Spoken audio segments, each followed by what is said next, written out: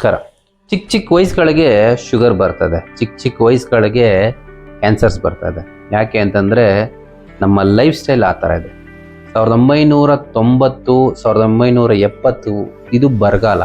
ಮನುಷ್ಯನ ಊಟಕ್ಕೆ ಭಾಳ ಕಷ್ಟಪಡ್ತಾ ಇರ್ತಕ್ಕಂಥ ಕಾಲ. ಈಗ ನಾವು ಕುಂತಿದ್ದ ಜಾಗದಲ್ಲಿ ಕೂತ್ಕೊಂಡು ನಾವು ಆರ್ಡ್ರ್ ಮಾಡಿ ಊಟ ಮಾಡ್ಬೋದು. ಸೊ ಮನುಷ್ಯ ಎಷ್ಟು ಸೋಂಬೇರಿ ಆಗಿದ್ದಾನೆ ಅಂತಂದರೆ, ಸೊ ಈ ಲೈಫ್ ಸ್ಟೈಲೇ ನಮ್ಮ ಡಿಸೀಸ್ಗೆ ಕಾರಣ ಆಗ್ತಾಯಿದೆ, ಕಾಯಿಲೆಗೆ ಕಾರಣ ಆಗ್ತಾಯಿದೆ. ಸೊ ಒಂದೇ ಒಂದು ಕಾಯಿಲೆ ಬಂತು ಅಂದರೆ ನಾವು ಹಾಸ್ಪಿಟ್ಲಿಗೆ ವಿಸಿಟ್ ಮಾಡಿದ್ರೆ ಲಕ್ಷಕ್ಕಿಂತ ಕಡಿಮೆ ಅಂತೂ ಆಗೋದಿಲ್ಲ. ಇದನ್ನು 1000 ಕೇಸಸ್ ನಾವು ನೋಡಿದ್ದೀವಿ ನಮ್ಮ ಎಕ್ಸ್ಪೀರಿಯೆನ್ಸಲ್ಲಿ.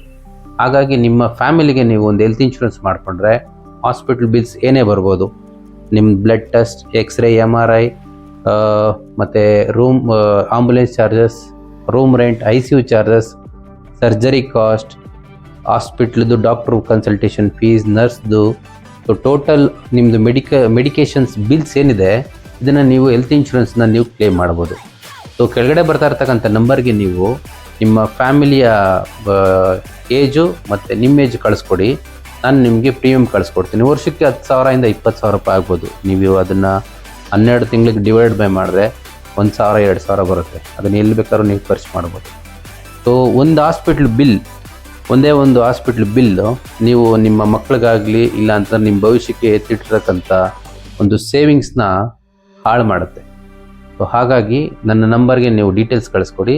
ಜೊತೆಗೆ ನಮ್ಮ ಆಫೀಸ್ ಲೊಕೇಶನ್ ಕಳಿಸಿರ್ತೀನಿ. ಮೀಟ್ ಮಾಡೋಂಗಿದ್ರೆ ಬಂದು ಮೀಟ್ ಮಾಡಿ. ನಮಸ್ಕಾರ.